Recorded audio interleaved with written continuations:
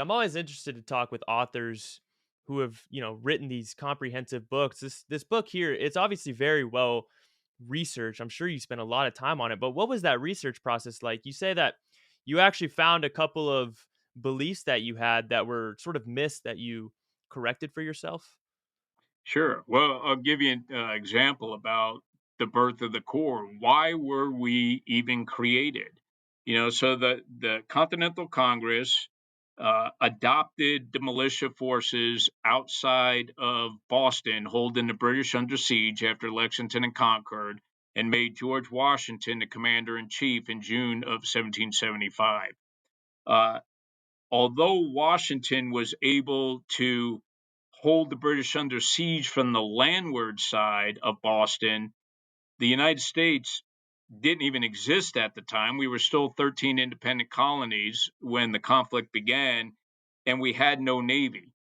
And the British had the most powerful navy in the world. So inevitably, what could happen is the British could reinforce and resupply themselves from sea, even though we had them barricaded in and under siege from the landward side. So, in order to create a stopgap before we could create our own navy, we started using private vessels that we converted into warships. And we did that in really three different ways. The first was that we created privateers.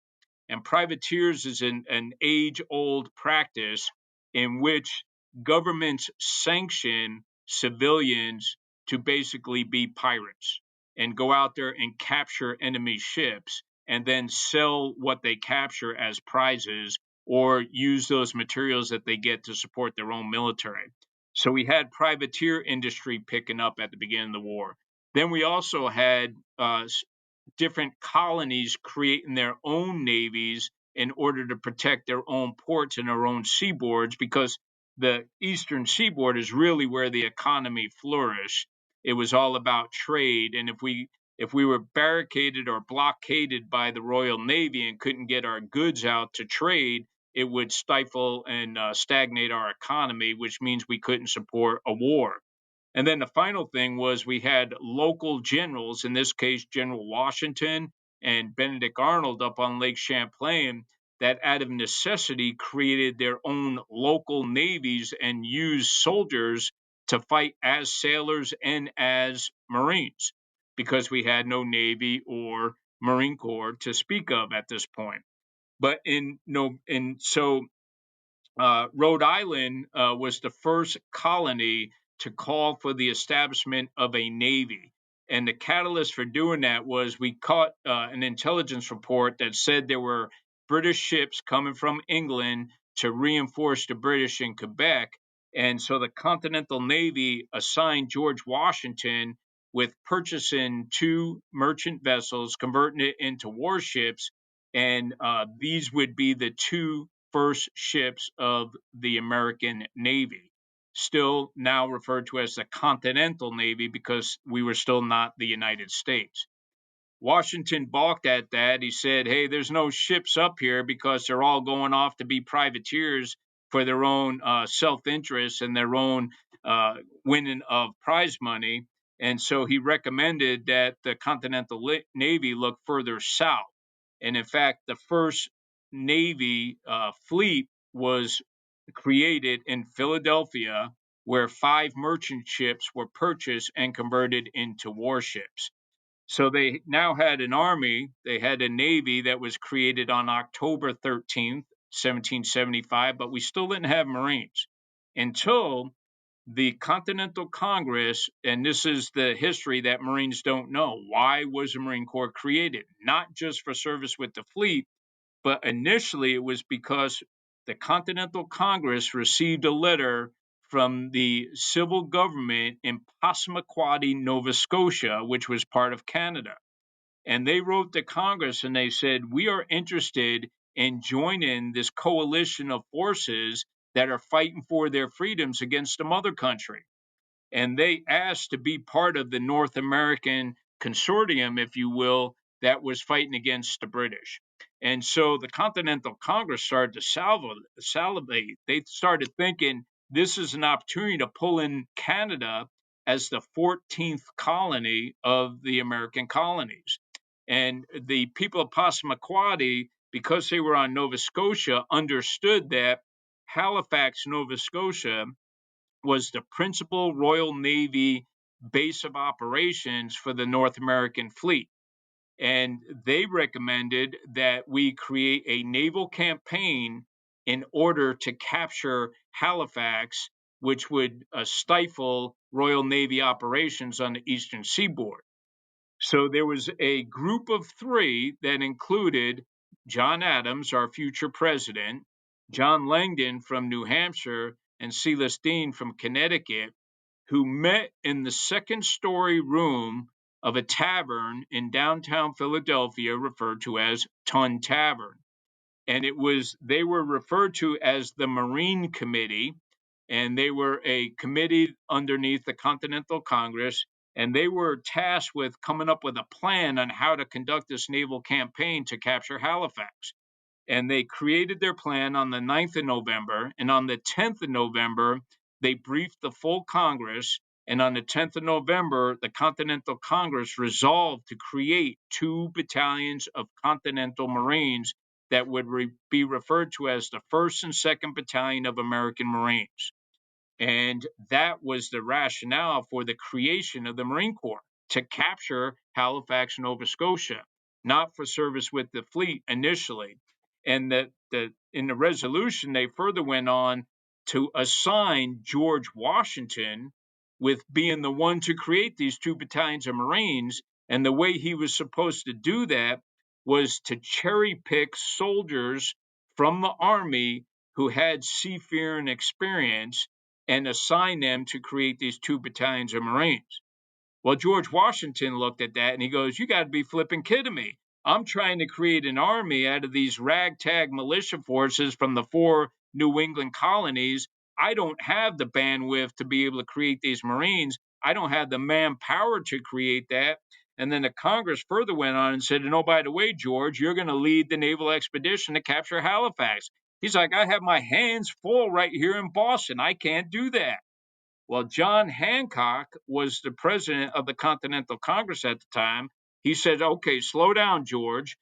You're off the hook. You don't have to lead this expedition to Nova Scotia, and you don't have to create these 2 battalions of Marines. But we believe that it's very important to have men that can fight on the land and the sea. So we're still going to create these Marines, and we're going to do it so they can serve with the fleet using the Royal Marines from the Royal Navy as a model for how they would do that and how they would serve the fleet." And so George Washington was off the hook, and the Continental Congress took it upon themselves to create the Continental Marines on their own. Wow. What a story. That's funny. Old George had his hands full, and as the war would progress, he definitely didn't have the bandwidth to be, redirecting his energies, especially after the New York campaign, after his army was battered. But the United States Marine Corps is born, and going back to something you said earlier that I would like to touch on, just an interesting thought that I had. The Marine Corps celebrates the birthday of the Marines every year, whether in peacetime or in war. What is the birthday celebration of the Marines like during war, on the front lines? Like, for example, in World War II, with these guys island hopping on the front lines in the jungle, they're still celebrating the birthday. What does that look like? Well, I'll tell you what it looked like for me being a Marine in war. And so we have our pre prepared meals, field rations, if you will, and we call them meals ready to eat. And one of the items that came in that is a pound cake. And you would tear out the foil and you would push it out, and it'd be like, it almost looked like a piece of bread, but it was actually pound cake.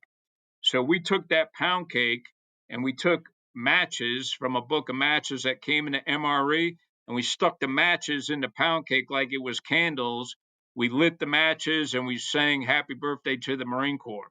And part of the ceremony is that we're supposed to read a message from General John A. Lejeune, who was our commandant in 1921, when he made it a law for Marines to have to do this every year to recognize the birth of our Corps.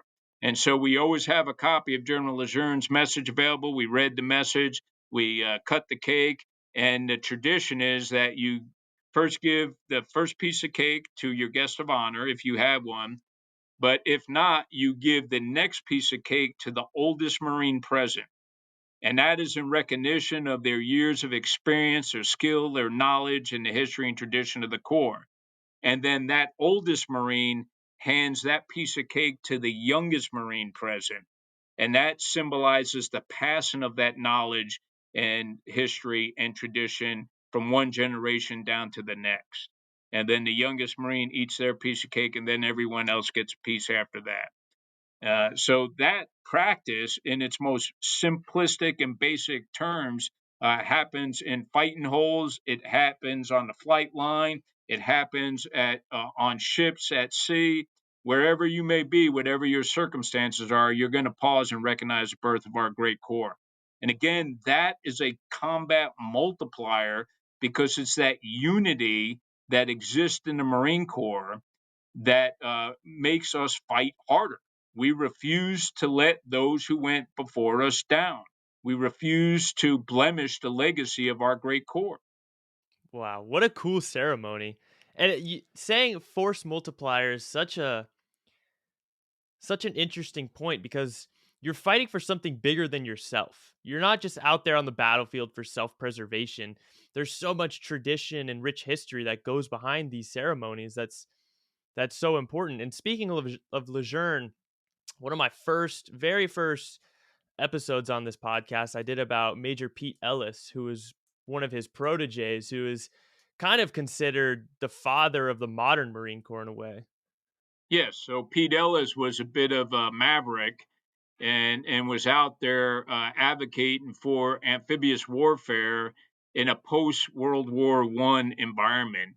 And one of the things that's important about history as well is if you're an active military force, your responsibility is to be prepared to win the next war, not the one you just fought.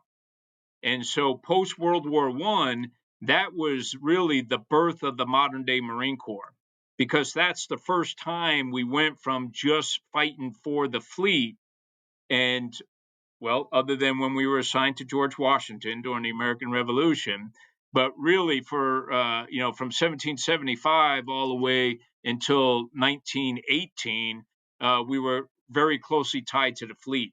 But the national crisis, the global crisis that existed with the World War, required Marines to go ashore and fight as a protected land force, if you will, and that was the modern day arrival of the Marine Corps.